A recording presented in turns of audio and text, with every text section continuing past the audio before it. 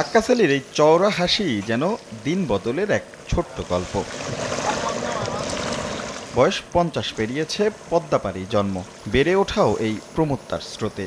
সরল স্বীকারোক্তি, জীবনে মাছ ধরা বাদে অন্য কিছুই তাই ভাবাই হয়নি। তবে গত 2 বছরে অনেক বদলেছে তার যাপিত জীবন।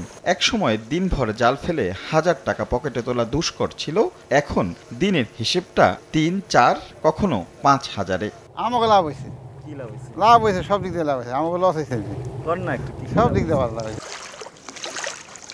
বৃহৎ পরিসরে পদ্মা সেতুর নানা সুফল আর সম্ভাবনার কথা তুলে ধরা হলেও সরল অঙ্কের সমীকরণটা এখানে মেলে খাপে খাপ। অনেক উন্নতমান হয়েছে, আগে থেকে দাম বেশি পায়, শহরে থেকে গাড়ি পরে ডাইরেক্ট, দূরে দূরে থেকে পাইকারি পরে। আগে যেমন মাছ বেশি পেলেও মানে দাম কম পাওয়া যেত, আর এখন মানে মাছ অল্প পেলেও মানে মাছের দাম বেশি। 4-5 হাজার হয় আল্লাহ দিলে দৈনিক। গরম গরম রুটি, সাথে সুজির হালুয়া, দুর্দান্ত জুটি, তীর আটা ময়দার সুজি, কারণ তীর ছাড়া আমার চলেই না। আর মাত্র কয়েকটা দিন, জুনের 30 তারিখেই বন্ধ হচ্ছে পদ্মা সেতু প্রকল্পের ফাইল, শেষ হচ্ছে প্রকল্পের মেয়াদ। 25 জুন 2022 স্বপ্নযাত্রার শুরু। কাগজে কলমে মূল সেতুর কাজ শেষ হলেও চলমান ছিল নদী শাসন প্রক্রিয়া। 2014 সালে চাইনিজ কোম্পানি সিনোহাইড্রোকে 8,708 কোটি টাকায় নিয়োগ দিয়েছিল সেতু কর্তৃপক্ষ। দুই পারে 16 কিলোমিটার নদী শাসন শেষ। গত সেপ্টেম্বরে ব্যয় এক দফা বাড়িয়ে খরচ দাঁড়ায় 9,586 কোটি টাকা। শেষ বেলায় এসে নতুন করে আরও 1,000 কোটি টাকা দাবি করেছে সিনোহাইড্রো। প্রকল্প পরিচালক জানিয়েছেন, যাচাই বাছাই শেষে এ বিষয়ে নেওয়া হবে চূড়ান্ত সিদ্ধান্ত। They have the every right to claim. এই ক্লেমটা জাস্টিফাই করবে, আমাদের তো এক্সপার্ট আছে, তারা জাস্টিফাই না করা পর্যন্ত আমরা এখনো এটার কাছে আসতে পারিনি।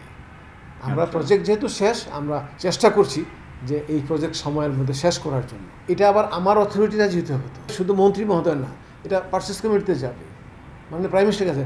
তো সবাই যখন হবে তখন তাকে টাকাটা আমরা দিই। তবুও প্রকল্পের মোট বাজেট নির্ধারিত 32,000 কোটি টাকার মধ্যেই থাকবে বলে জানান তিনি। আমাদের বাজেট তো 32,000 কোটি টাকা ফিক্সড, এত বাড়বে না, কমবে। আমার চাহিদাই তাদের কম আছে, তো কাজে আমি ও অ্যাকসেপ্ট করবো না। হয়তো আমি ক থেকে 10 টাকা কমে খ থেকে 10 টাকা বাড়াবো, এরকম ইন্টারচেঞ্জ হইতে পারে, কারণ টোটালি আমাদের সেভ হবে টাকা।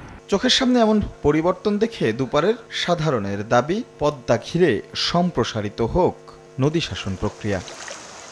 পদ্মার বুকে জেগে ওঠা এসব চরকে নিয়ে নতুন স্বপ্ন বুনছেন দুপারের বাসিন্দারা। এখনো বসতি স্থাপন না হলেও তারা বলছেন, এখানে কৃষিকাজ করে আপাতত জীবিকার নতুন অনুষঙ্গ পেয়েছেন। তারা পেয়েছেন মৎস্য আহরণের নতুন জায়গা। তবে এর দুই পারের নদী শাসনের যে প্রক্রিয়া চলমান, সেটিকে আরও বেশি বেগবান করতে বারবার তাগিদ দিচ্ছেন তারা। তারা বলছেন, সেই পুরনো অস্বস্তি কাটিয়ে স্বস্তিতে জীবন ধারণের এক পথ দেখাবে এই নদী শাসন প্রক্রিয়া। রাশেদ লিমন, সময় সংবাদ, মাওয়া, মুন্সিগঞ্জ।